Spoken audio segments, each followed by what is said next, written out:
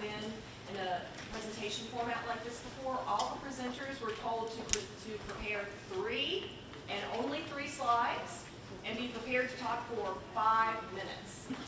So in the sessions that I've been at in professional meetings where they're starting to do this, it's a very lively way of moving through a lot of material very quickly. We're going to hold questions until the end. There is time at the end for Q&A. And so we will be keeping very careful time on our presenters so that they can receive your questions at the end. We have 8 presenters in this panel. Arlene Cantor was not able to be with us today, so she will not be presenting. And I, in the interest of time, am not going to present or discuss each presenter. We're going to start with Arthur. I'll let you get going.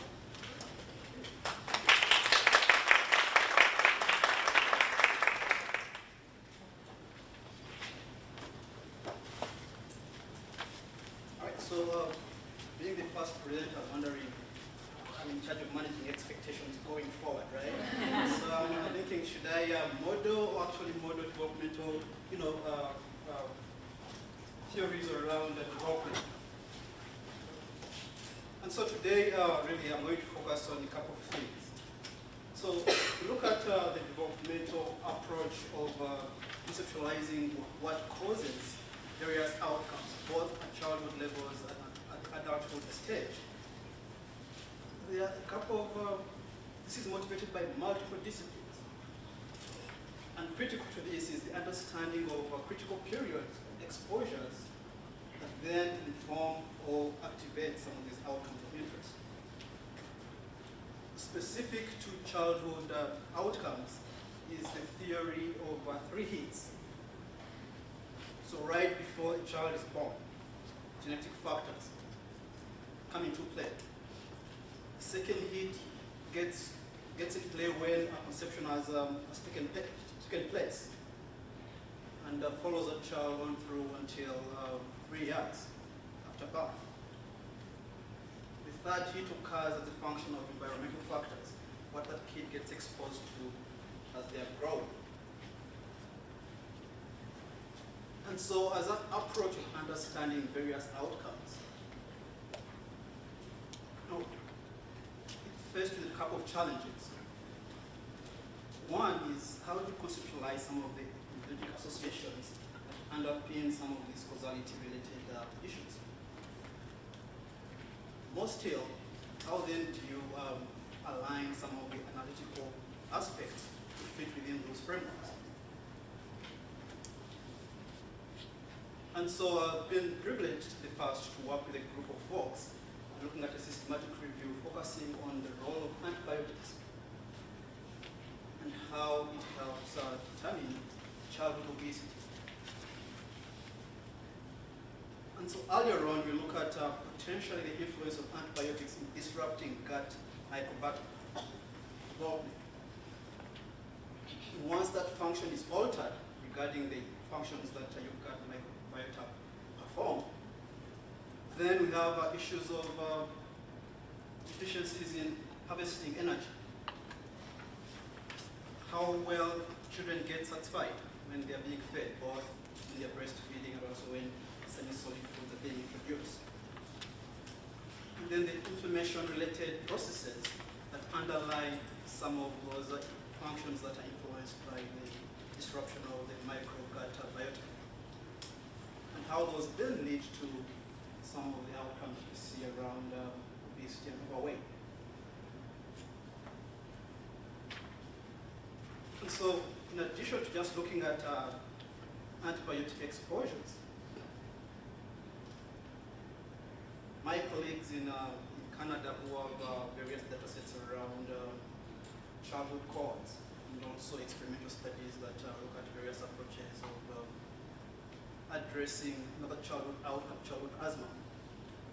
We looked at what's the intersection then between maternal factors in utero, geography, seasons, what influence does breastfeeding play in informing or understanding some of those critical periods that then align themselves with inflammation type mechanisms that lead up to childhood asthma. And so these various approaches of looking at the development of disease have a couple of challenges. How do you address issues around confound time-varying variables? And how do you factor that into how you then present an epidemiologic framework, but also the analysis to highlight such associations? And so the applications of this, are far-reaching to things like HIV. What's happening with the success that's being achieved around the prevention of maternal child transmission? What does it mean for ARV exposure to children's development down the road? We also think of other scenarios around social-related issues, things like gun violence. What are some of the developmental stages that lead up to those outcomes? So I'll stop there for now. My time is up, and I'll wait for questions after everyone is done.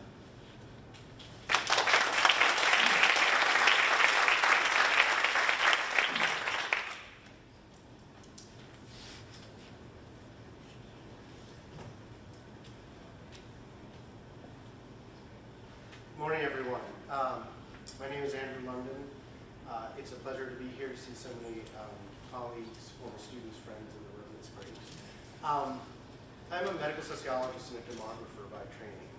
Since my first days in graduate school, I was interested in the ways in which advances in medicine and changes in policies could reshape population health. My master's thesis, the first paper I ever published, was focused on the impact of advances in medicine on the endogenous, the age pattern of endogenous or congenital infant mortality, and how the extension of infant use will be changing those patterns, which endogenous mortality used to be defined as that which occurred in the first month of life, but it would continue to extend over time as we look at it in the data. I'm doing some work now with Scott Landis on adult ADHD and the ways in which the changing definition of ADHD has led to intra and intra-cohort changes. The project I want to talk to you today is much in line with that research and the kinds of questions that have occupied my career. As you can see in the figures behind me, childhood cancer survival rates have increased dramatically over time. There are proclamations in the literature about the cure rate being 84%, but that's not good enough, and we're going to go higher. And at the same time, frontline workers, pediatric oncologists, nurses who are working in this population write about the financial hardship families face, the kinds of illness careers that people who have survived cancer in childhood have. But those are often done with very small samples, and there is very little, actually, that I can find in the literature that is more population representative and population based. So the project that I'm talking about today is some work I was doing in collaboration with one of our graduate students in the sociology department, Dorothy Cow. And I just want to sort of say, that young adults between 18 and 30 who have had childhood cancer are more likely to be socially disadvantaged. And a lot of my research, and this research in particular, focuses on the social determinants of health and aging and life course perspectives. Those are very much framing the work that I'm going to be talking about today. So we use data from the National Health Interview Survey, which asks a series of questions about a whole battery of different kinds of cancers. And for each one, if you indicate that you, as an adult, indicate that you have ever had that, they ask for the age of onset. So retrospectively, you can determine people who had that cancer at age 0 to 17 as a child. All of the people interviewed in the National Health Interview Survey are adults, so now you're looking at their adult statuses. We limit our sample to 18 to 30-year-olds to get at the transition to adulthood and because of concerns about mortality as well. But we're interested in situating our work in that way. And we pool decades worth of data. So we have in the sample, childhood cancers are rare, but we have about 3,500 individuals who indicated that they have ever had childhood cancer. And now we're looking at their social achieved statuses in young adulthood and their health status. So in models that we control for demographic characteristics and look at some of the social determinants of health, individuals who indicate that they have had childhood cancer are less likely to have attended college or to have graduated college. than similar others. They have higher odds of being unemployed and out of the labor force, higher odds of living in poverty, and higher odds of being previously married by age 30, which means they've already married and divorced for the most part by age 30. All of these are known social determinants. When we, wow, that went really fast. So when we look at the social determinants and childhood cancer and look at fair poor health, those with childhood cancer have an odds ratio of 4 times more likely to be in fair poor health in young adulthood. And all of the social determinants also have the expected influences. So there's a great deal of cumulative disadvantage evident for this population as they emerge into adulthood, and it's setting the stage for aging with a great deal of disadvantage. I'll just say that the implications of this work has implications for the literature on the long arm of childhood health literature, life course perspectives, and the transition to adulthood. There's an emerging discussion in the literature around growing disability in the middle years, and some of that is because of advances in medicine and aging of people who had earlier life health conditions similar to this. There's a discussion in the medical sociology literature about the remission side of people who are cured but still continue to live with considerable disability and chronic healthcare problems. And so our work is really about trying to understand what kind of policies and programs might mitigate some of these disadvantages, and we have some suggestions for future research and introduction. Thanks.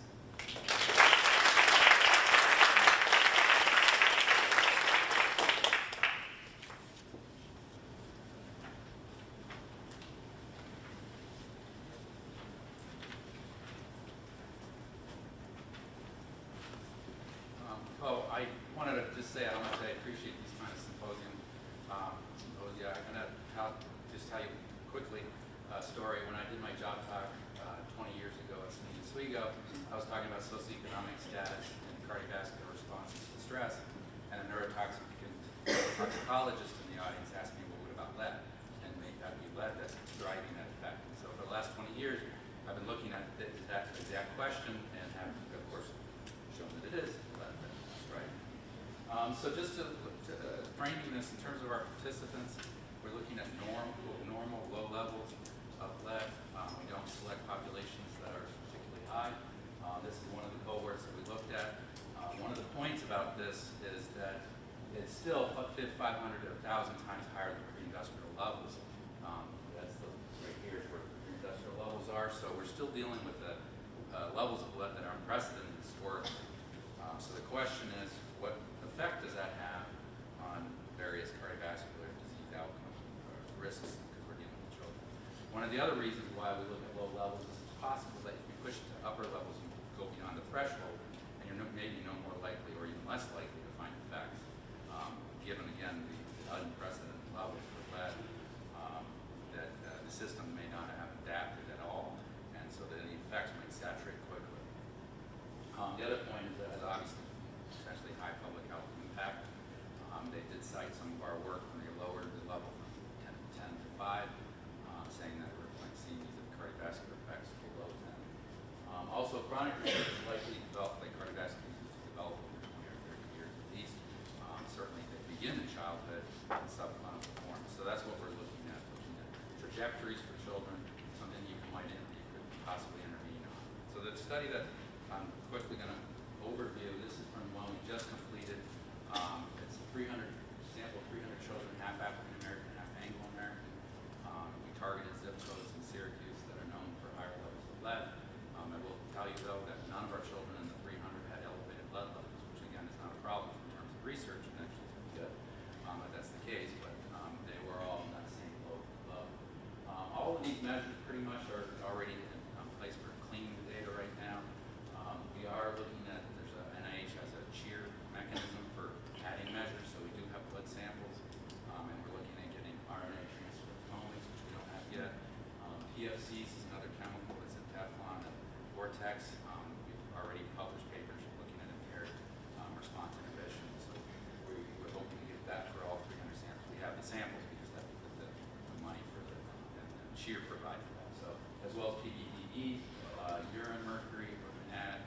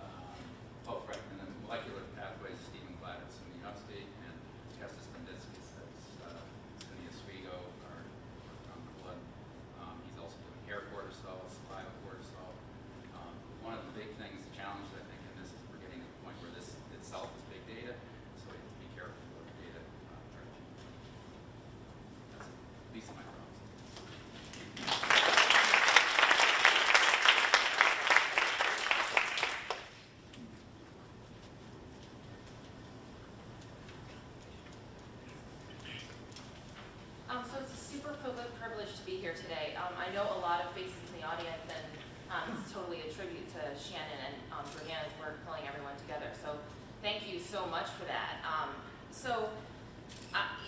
My talk today, I'm a sociologist by training, I would say.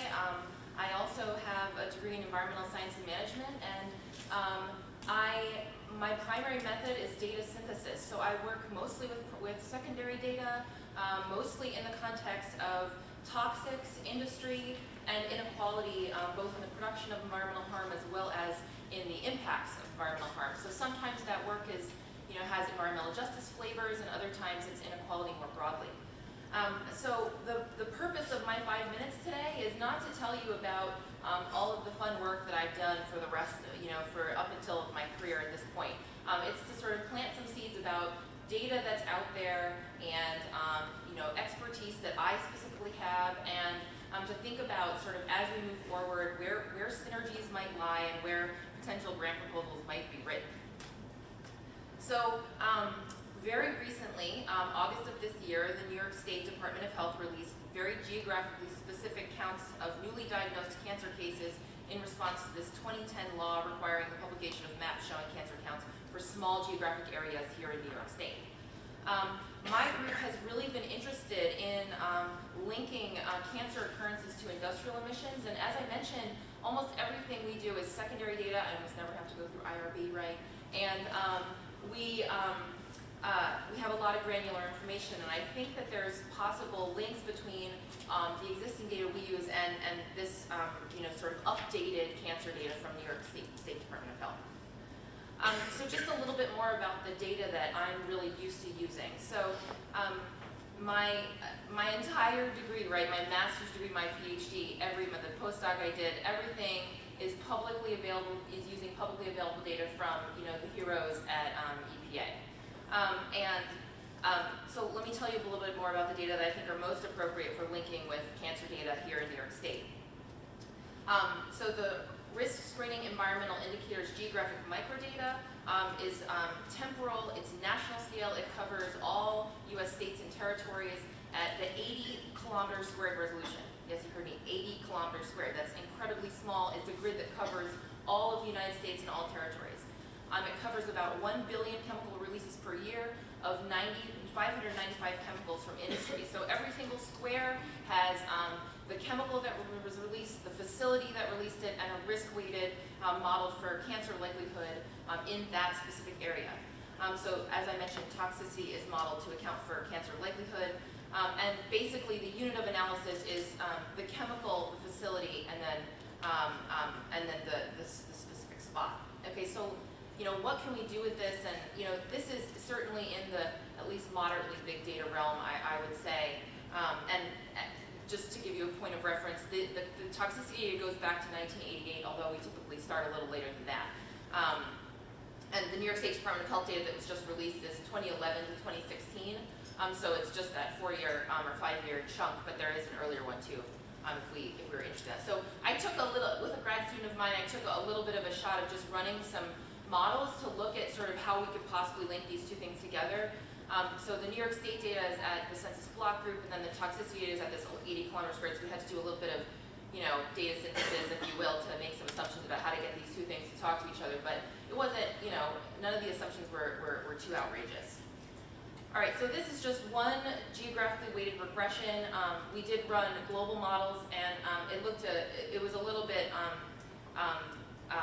it made more sense to run the local model. So this is a geographically weighted regression across New York State. This is looking at nickel compounds of lung cancer, and these are coefficients for people 65 years or older. So we know that you're more likely to get lung cancer if you're older, right? And we see that when you look at the coefficients across the state, being 65 plus is actually a protective effect in the context of nickel exposure in areas like Binghamton. And then if you look up sort of around Syracuse, Buffalo, we see a more typical pattern associated with age and nickel exposure. And I just think that we have 595 chemicals.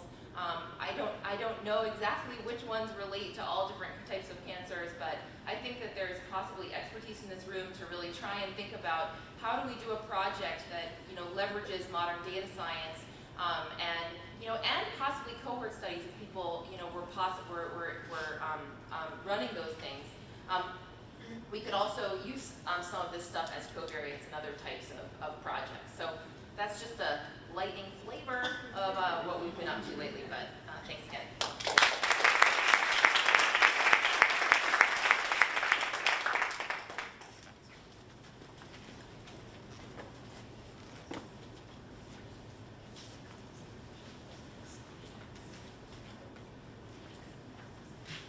Hi everyone, it's really exciting to be here. So I'm going to talk about a project that I've been working on with some of my public health and pediatric colleagues at Sydney Upstate over the past year on lead exposure in newly resettled pediatric refugees in Syracuse. So just setting the stage, about 65 million people were forcibly displaced in 2016 from their home, and about 23 million of those applied for refugee status, and half of all refugees are children. New York State is the 5th highest state in terms of resettlement for refugees in the United States, and all of these refugees are primarily, the vast majority are resettled in upstate New York, and Onondaga County ranks 2nd per capita in terms of refugee resettlement. Obviously, I don't have to tell most of you here that lead is a major environmental toxin with numerous health consequences, particularly for children, and refugees are at a unique risk due to being resettled here in the United States in urban housing built prior to 1978.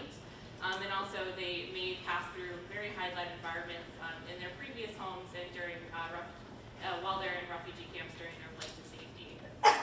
And so it's therefore increasingly important that we screen all children for lead upon their arrival.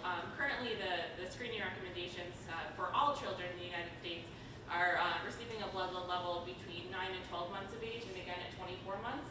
And this is also reflected in refugee children. New York State guidelines and CDC recommend that upon arrival in the United States, refugee children are assessed.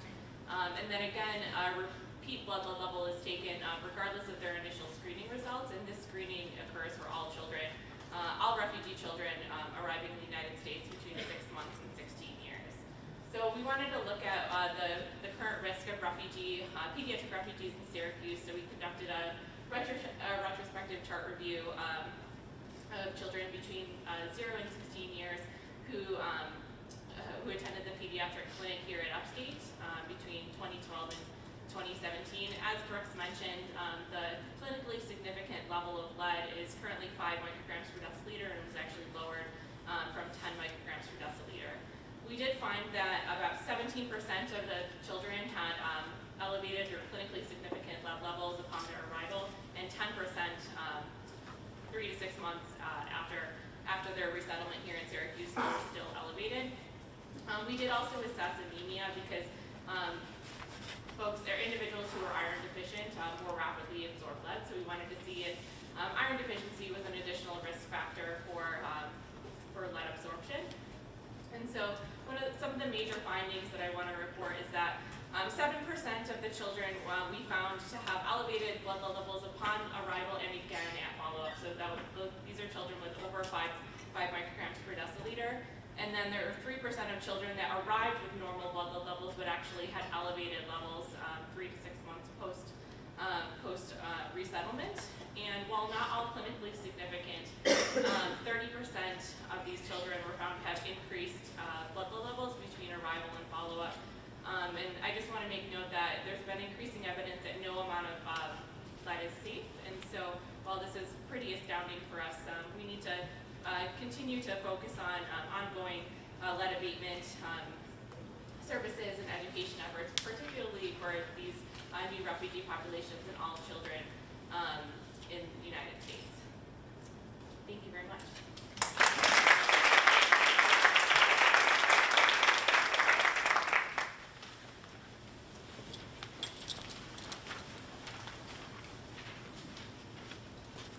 Hi, so I scripted my talk because I knew otherwise I wouldn't be able to do it in 5 minutes, so I apologize, I'll be reading. My name is Rachel Beatty. I'm an assistant professor at SUNY Upstate in the Department of Public Health and Preventive Medicine, and I have a joint appointment to the Center for Bioethics and Humanities. So my work is at the intersection of public health policy and ethics. And today I'm going to be discussing an idea for a project that's in very early stages, but which I hope to explore with community members and scholars who are gathered here today. So this project aims to promote the safety of undocumented immigrants in the clinical setting in light of the current political climate in which we find ourselves. The context for this project is a phenomenon known as the chilling effect, which is a drop-off in the use of public services and resources among immigrant populations in response to anti-immigrant rhetoric and policy changes often related to increased fears of deportation. The chilling effect has been documented in the academic literature and has also been covered in the news media as healthcare providers report a precipitous drop-off in clinic visits among their immigrant patients following well-publicized immigration enforcement actions in the healthcare setting. Recent months have seen many reports of enforcement actions taking place in or outside of hospitals, or in one particularly heartbreaking case, around an ambulance that was transporting a 10-year-old girl for an emergency surgery. And this is despite the Department of Homeland Security's stated policy that healthcare settings are considered sensitive locations, which in theory should raise the standard of evidence required for ICE agents to apprehend immigrants in hospitals or clinics. So there are obvious health concerns about the health effects of foregoing care due to immigration-related fears, but even immigrants who do seek care, despite those concerns, face health risks. And these are due to the effects of toxic stress that come from living in fear, which can affect undocumented adults and their children, some of whom are U.S. citizens. As one pediatrician in Minnesota observed, when you're worried every day that your parents are going to be taken away, that really is a form of toxic stress. So, given that immigration-related toxic stress can have serious implications for health, it might be important for healthcare providers to discuss this stress with their patients and take into account their immigration status when determining a course of treatment or connecting them with services. However, previous work that I've done has indicated that healthcare providers who see undocumented patients are frequently hesitant to discuss immigration status with their patients. And this is in line with the recommendations of some immigrant advocacy groups, but not all.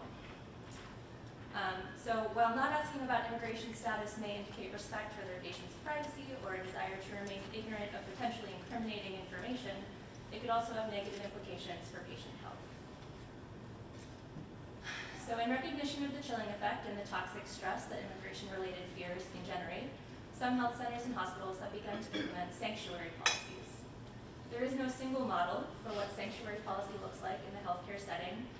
Some hospitals train their staff on how to talk with patients about immigration status or what to do if ICE agents show up at the clinic, while others distribute flyers and other materials to patients indicating that the hospital is a safe place and that patients should feel comfortable discussing immigration-related stress with their provider.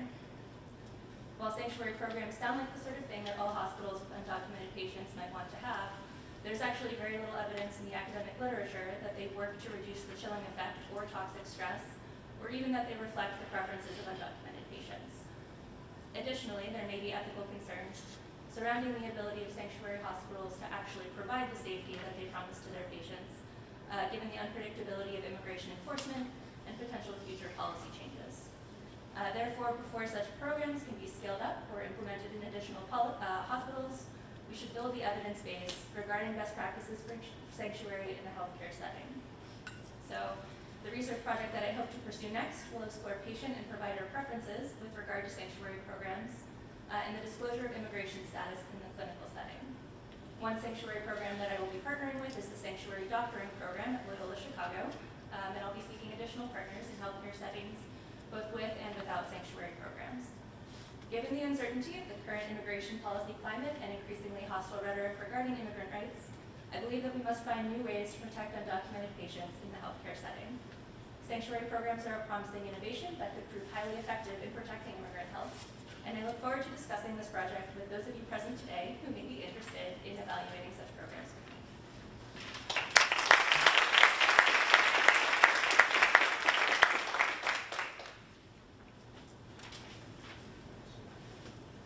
Hi, so my name is Amy Crusoe-Brown. I'm a pediatric oncologist and a bioethicist at Upstate. And first, I guess I'll start with just a little bit about how I generally work, because pediatric cancer is actually very rare. It gets a lot of attention sometimes, but it is very rare. And the issues that interest me and the disparities that we see in pediatric oncology are therefore even rarer and difficult to study at the level of large data sets. It's hard to tease these things out. So the usual way I begin a project is that I've seen a problem in my own practice, or people, colleagues I have nationally in the small community have come to me to say, we're seeing this, are you seeing this? And then often we'll start with surveys or questionnaires that go out either to physicians or to families nationally to find other people, other families, other doctors who've had that experience, and then do qualitative interviews to understand more about those experiences. So in general, the disparities that we see in childhood cancer, the racial and ethnic and other types of social determinants affecting disparities, are not nearly as dramatic with children as they are with adults. This is probably in part because access to care is less of an issue for children, at least children who are here legally, but in New York we're able to get good cancer treatment for children who are not documented. So we have access to resources that the adults do not have access. The other piece is that childhood cancer generally presents acutely. This isn't a thing that people walk around with for years thinking maybe I'm sick, but I don't really want to know if I'm sick. They come to care, they get diagnosed. So we don't see those gaps, those delays as often. But we still see poverty and social support being major predictors of outcomes, that social networks matter to compliance. Children with ALL, which is the most common type of cancer, and usually 90% or more curable, are less likely to survive if they live in low poverty areas. Oh, my slides are moving on, than high poverty areas. And families have significant social needs after therapy. It does cost them a lot to go through therapy, even when they're getting insured. And globally, we see that girls are less likely to get treated than boys still. So I've encountered two cases recently that really made me start thinking about the ways in which bias might lead to delays. And very, very briefly, one of these patients was a teenage girl, child of refugees, had a lot of vomiting and weight loss and was thought to have an eating disorder. And it was only when she got admitted to an eating disorder inpatient unit that they put together, this story is not adding up, and scanned her head and found her tumor. And there were many pieces there. There was her gender, but no one would have assumed this about a teenage boy. There was her parents not speaking English, and so not being able to communicate that they really didn't feel like this fit with what they were seeing with their daughter. So I'm gonna move on for the sake of time. But one of the questions I'd like to throw out to this group about that case and others like it is how can I study this further? This is not something that institutions want to talk about. This is not something that physicians want to talk about in their practices. It's something that I found very difficult to communicate with my colleagues, with people I know well, because no one wants to own up to making those mistakes. And at the institutional level, there's concerns that these cases represent potential malpractice claims even years later. So it's a difficult conversation to have. So is this something where we should be starting with families? Do you feel like you've experienced bias in your child's cancer care? Is that the place to start? And then the other piece of my work is really convincing people in the ethics community and in the medical community that bias is an ethical issue, and that there's a role for ethics and for ethicists in addressing bias, in mitigating bias. And so that's what I'll also be working on next. Okay, thanks.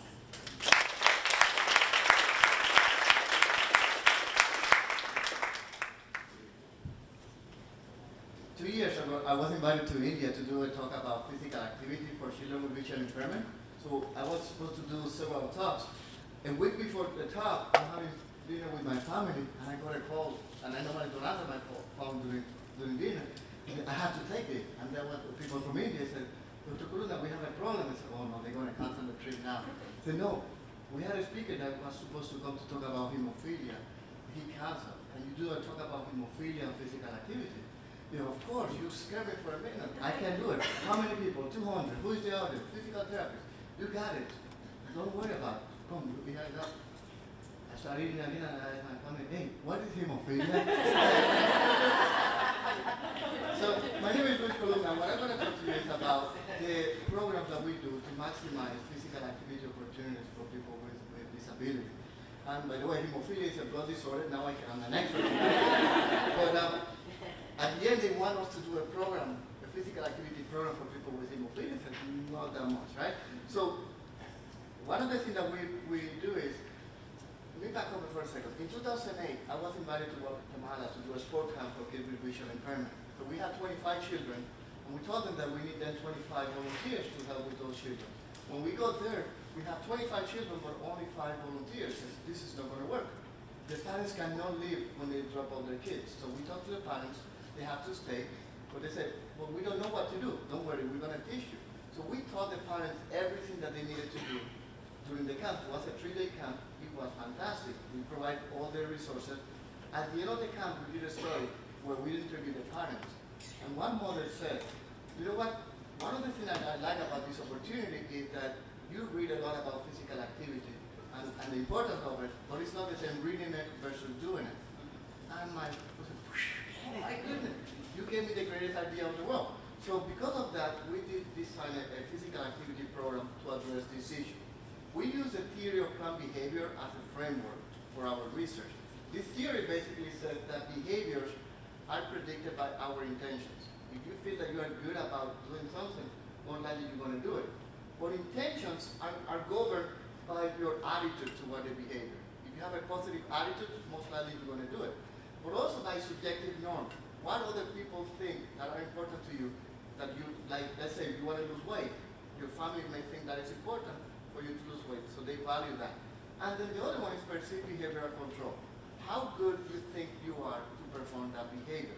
In our study, what we have found is that parents may have positive or negative attitude toward the behavior, but many of them, they lack the skills to be able to do physical activities, in this case for the children with disability. So the first program that we did was a physical activity program for children with visual impairment and their parents. We brought them together, we brought about 20 families with visual impairment and their parents. We divided. The parents went to a workshop, and then the kids went to play with my students. We organized the program in 4 workshops: orientation and mobility, learning how to maneuver the environment, physical activity, aquatics, and sport. Children with visual impairment have low levels of physical activity, and aquatics, because it's cheap, is the most common physical activity among them. So, long story short, after participating in the program, the parents said that this was an eye-opening experience for them. You see the wording that we use there? Visual impairment and eye-opening. So, this is the first program in the world that has trained parents how to teach children how to be physically active. But because we were successful in that one, we expand our program now with children with, oh my goodness, 1 minute. So we expanded to children with autism. So we organized 5 workshops: sensory integration, communication, physical activity, aquatics, and sports. Why this? Because these are the areas of need for children with autism. Sensory motor activity and communication, those are the hallmark of the disability. Aquatics, drowning is the #1 cause of death among kids with autism. So what we've been doing is, through grants, we purchase physical activity equipment, we give it to the family so they can play at home. They've been telling us, oh, but you taught us all of these games and activities, we forgot about it. We did, for each workshop, we did a physical activity booklets with about 25 games. We videotape all of those games, we put a QR code embedded in the games, that the families can videotape that and look forward. So what we're doing going forward, we're going to replicate this in India, Puerto Rico, Wisconsin, and Texas. And then we're going to create an app where we're going to put all of these booklets into an app, so then we can disseminate all of that.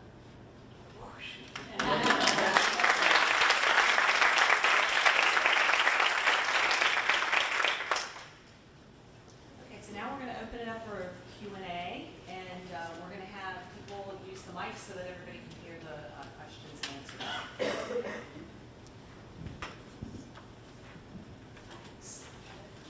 Hello, is this on? I had a question for Dr. Crusoe-Brown. There was a part of your slide that you didn't get to talking about, but I was just wondering if you could speak on that. It said that globally, girls are less likely to get therapy, and I was wondering if you could talk about that.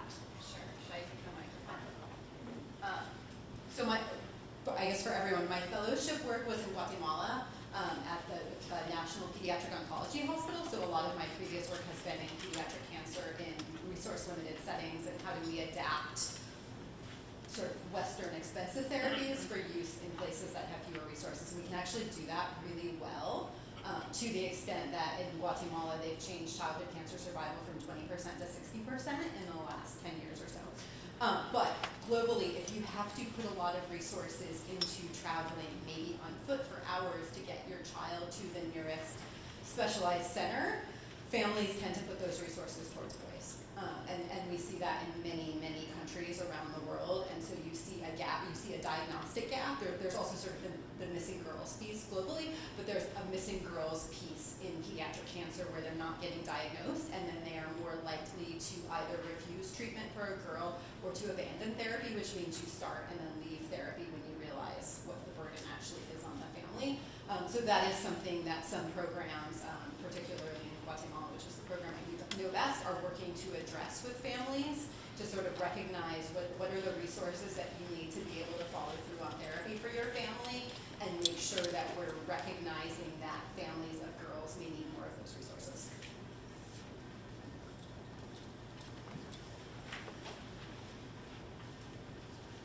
Other questions?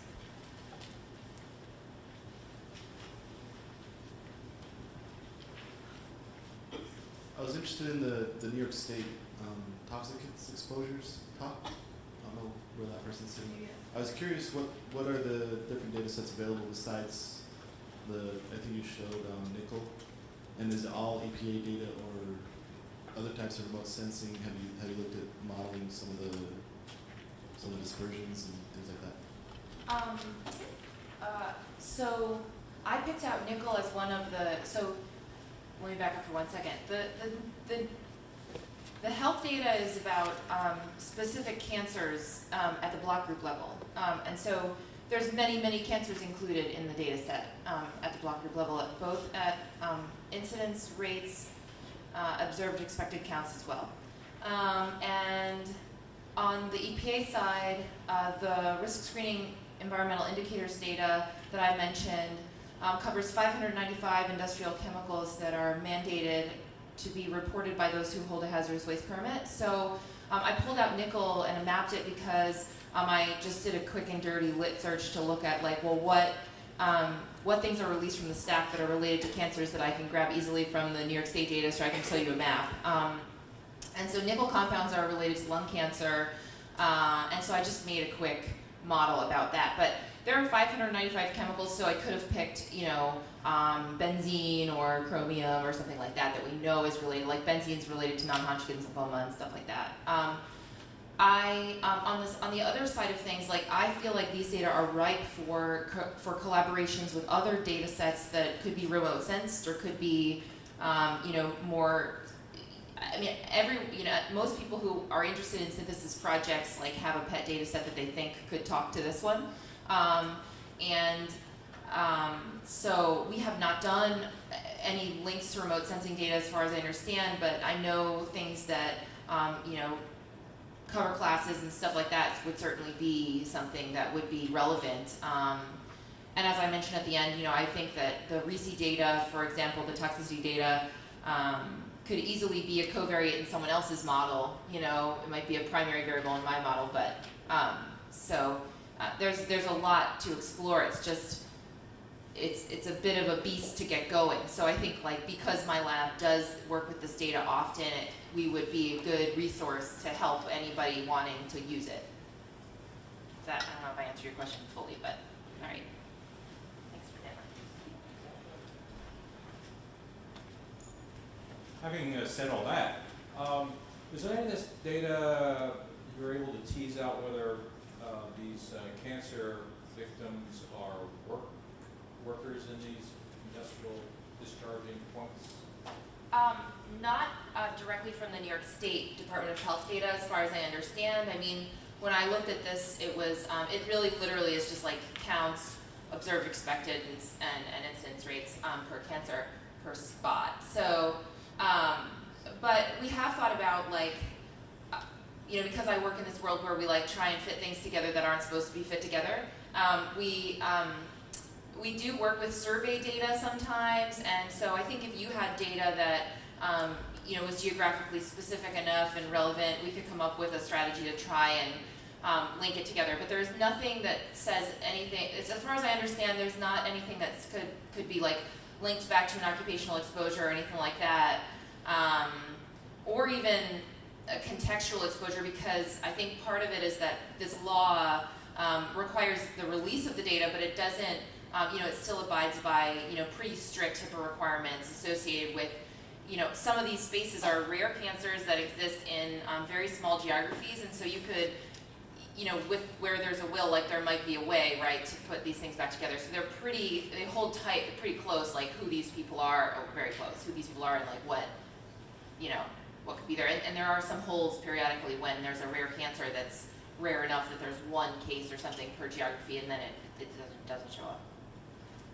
So it would be you'd have to do some creative linking, but I think that, you know, we've worked with some of these challenges in the past, so I think like we could certainly brainstorm a way to try and link up with causes.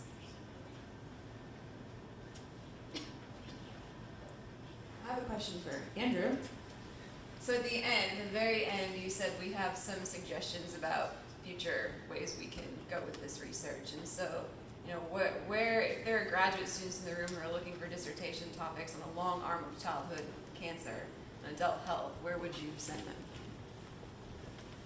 So the literature on the long arm of childhood health uses a retrospective measure of global health when you were a child of a certain age, were you in excellent, very good, fair, poor health. And that literature has shown long-term consequences for aging and health and a range of other status attainments across the life course. This project is trying to decompose that, sort of like looking at specific childhood conditions. It's true, childhood cancer is extremely rare, and so it's not that this one condition is driving that overall association that's been documented so well in the literature. But when you start to think about the very large effects of childhood cancer that we've observed, and then you start to think about other early onset disorders that might also be shaping this, when you start to accumulate those up, you start to think about what is driving this, the establishment of these social determinants of health in early adulthood that are then going to continue to influence health and aging across the life course. So I would say using the existing data to try to identify other early onset disorders, being able to accumulate these, the National Health Injury Survey over decades, even something relatively rare, you can actually start to get population representative kinds of samples to start to tease out some of these more specific condition-specific effects. That would be one area. And then I think, you know, with 3,500 cases of childhood cancer, just looking at those who are 18 to 30, you can start to look at that subpopulation and do some other things around healthcare service use and other kinds of things, or inequalities within, you know, disparities within that population become possible as well in a way that, you know, if you look at the clinical literature, you can see regression analyses being run on 48 cases, right? That's, and I'm not dissing that literature. I think people are trying to answer really important questions. They don't have the data, but they also don't know what kind of data resources are available. So part of this project is to make people aware that this kind of data does exist and can be utilized in creative ways.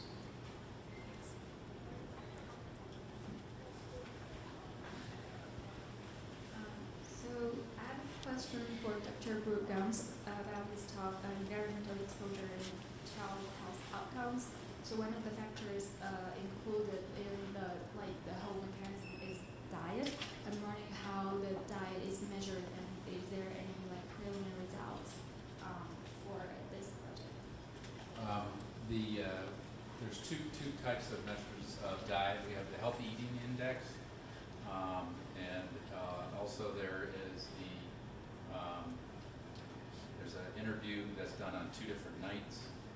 So they come in on a Saturday. They're followed for a week, 9 days actually, with actigraphy and saliva, and on the subsequent Friday and Saturday, the nutritionist, so Lynn Brand, Dr. Brand in Nutrition Sciences, is another collaborator on this project, and she oversaw that collection where they would do an evening interview, food frequency interview, on the Friday and Saturday. Right now, we're getting it scored, and the Healthy Eating Index I just got 2 weeks ago, so I haven't really been able to do a whole lot with it yet.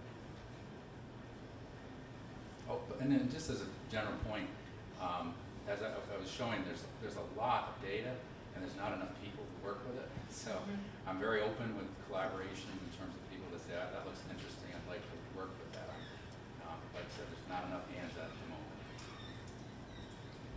I have a follow-up question for Brooks and for Tina about lead exposure. So it seems to me, my impression is that the literature is looking a lot at outcomes among children, and I'm wondering if what there is about research that's more enduring effects of lead exposure and how that might accumulate over the life course, so that somebody who's lived in a very lead-saturated environment, right, how they're doing in their mid to late life. So are there people working on lead exposure among people in middle age and later life?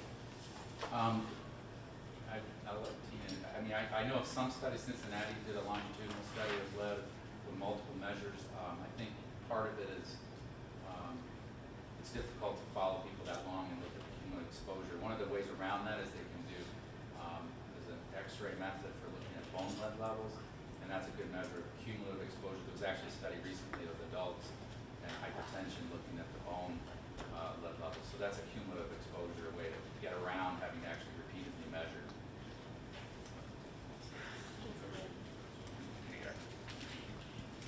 I would just like to echo what Brooke said, and I haven't looked extensively at long-term lead exposure in adults, but I'm actually going to pass it to Travis, who's our pediatrician on the case. Hi, so I'm Travis Hort. So one of my hats is that I run the Central New York, or I help run, I should say, the Central New York Lead Poisoning Resource Center.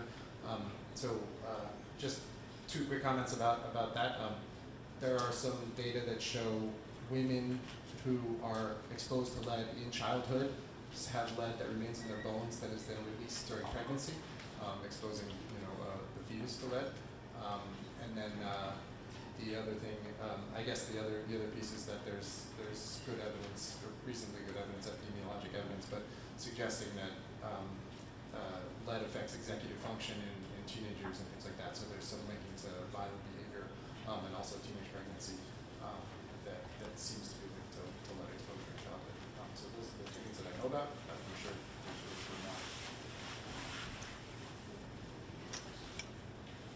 more. So I have a question for Tina. I'm curious whether your data had any information on the country of origin of the refugee children.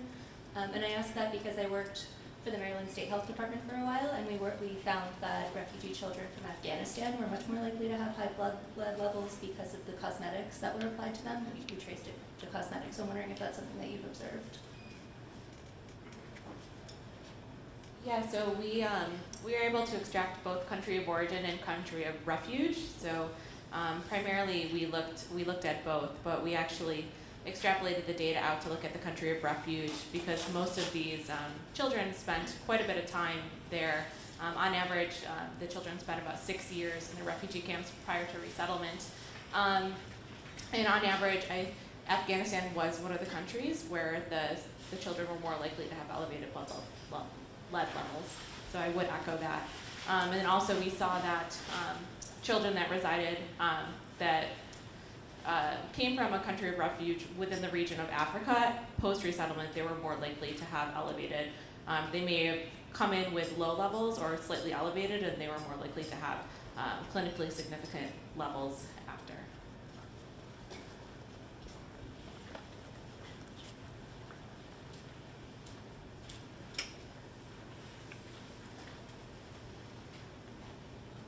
This question is pertaining to the lead aspects. I believe that high areas of lead areas are prone to behavioral aspects, and I want to know if that was a factor because I believe there's a study that shows that in those high concentrated areas where there is high lead content, that the behavior pattern and or the violence aspects is really high, and if there's any studies on that that's showing. I can speak to that. Yeah, we did look at that where we measured hostility and aggression in the children. That wasn't as strong as some emotional regulation, although they're linked. So again, we're unfortunately still very early. That paper's published, but it's still very early in terms of exploring other components. We have some teacher ratings and things like that we haven't been able to look at. But you're absolutely right. There is literature on that, and we do intend to look at it.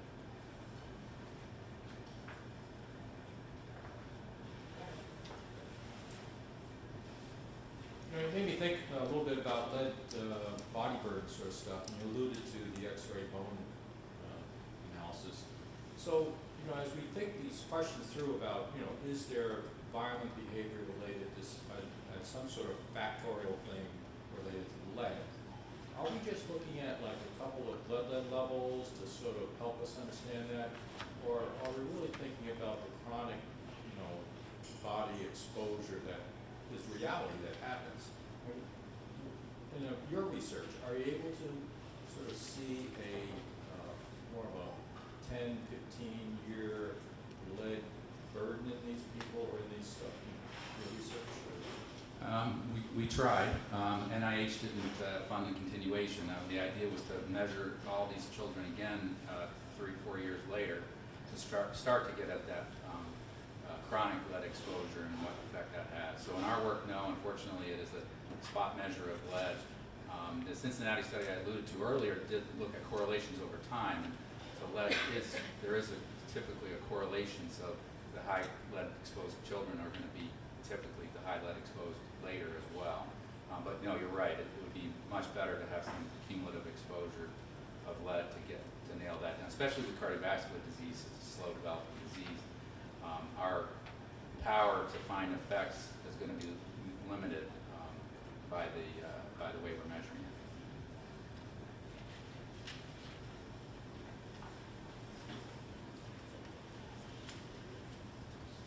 So for fear of being left out of the discussion, I'll do the question myself.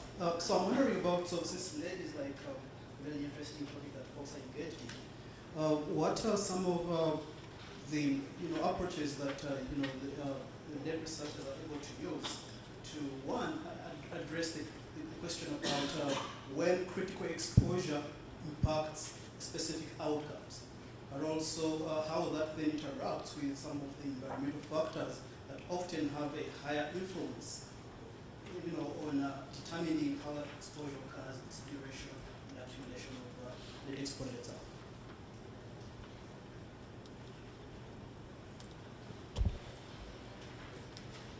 I think maybe I can answer that. I think the real answer is we probably don't know.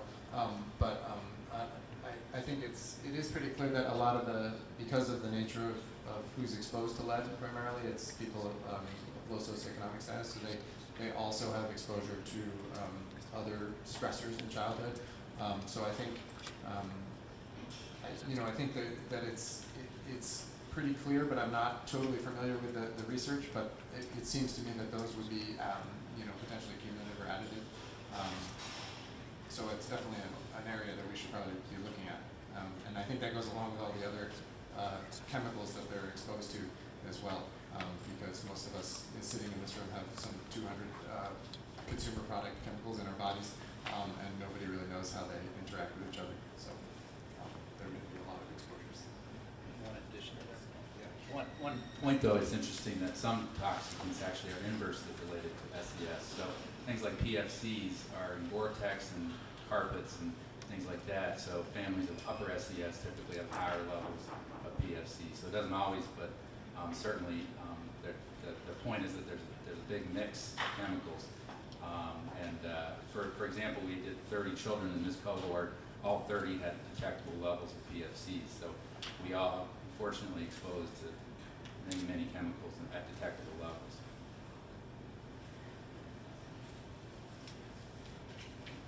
Any questions from this side of the room?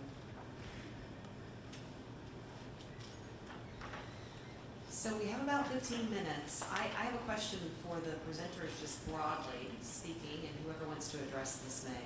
I'm wondering, when you think about the topics that you were discussing today, what's the really burning question that you would like to see answered? Not necessarily that you currently have data to answer, but what is one thing that you would like to share with the audience as an idea of where you think this area is headed, or what we really need to be thinking about next?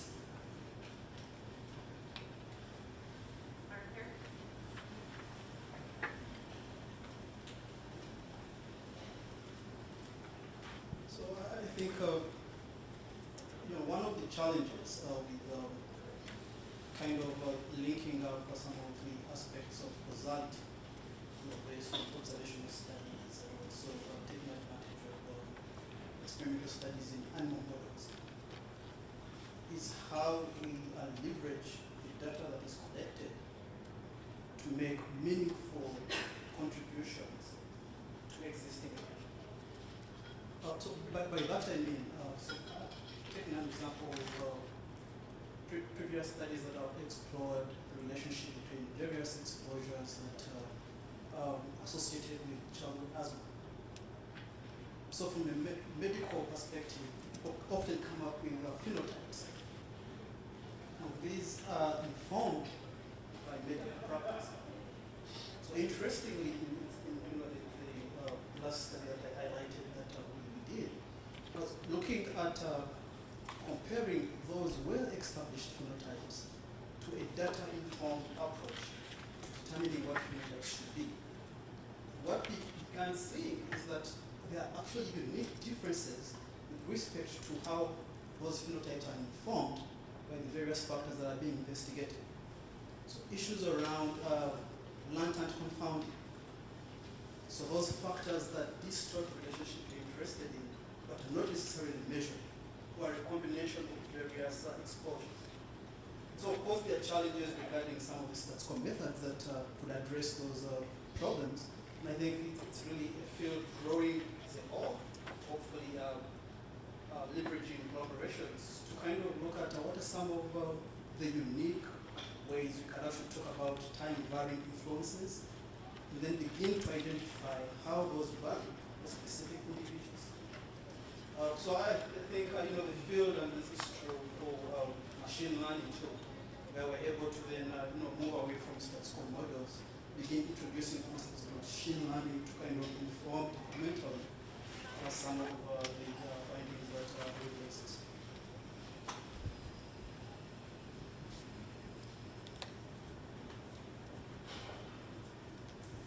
Any other thoughts on pressing areas?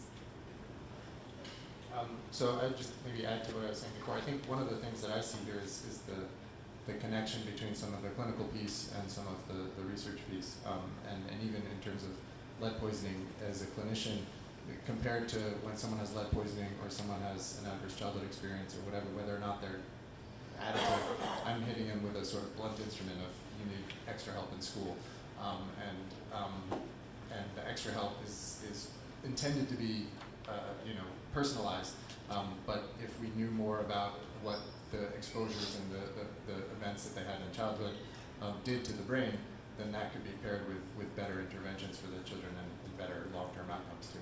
So pairing the research with the clinicals.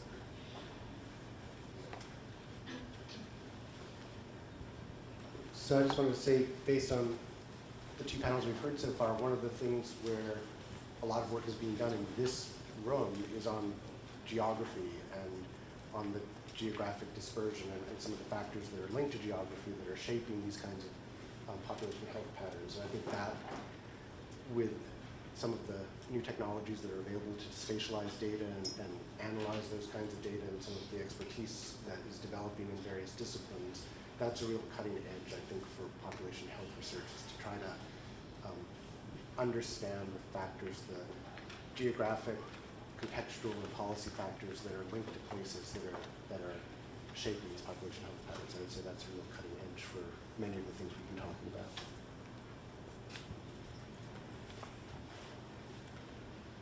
And it also seems to me that a really critical development is having multiple time points and following individuals longitudinally over longer periods of time. I think we've made tremendous strides in that area over the past 15 to 20 years in terms of nationally representative data, but I think we need to be able to articulate the advantages of doing follow-up studies like the one that Brooks is doing that's more specifically focused on maybe a particular population, but it's still important to be following those samples up over time. So I think all of us as scientists, to the degree we can, influence the funding priorities at NIH, right? It's important to articulate why those sorts of follow-ups are really important for the type of more clinically based studies that are done.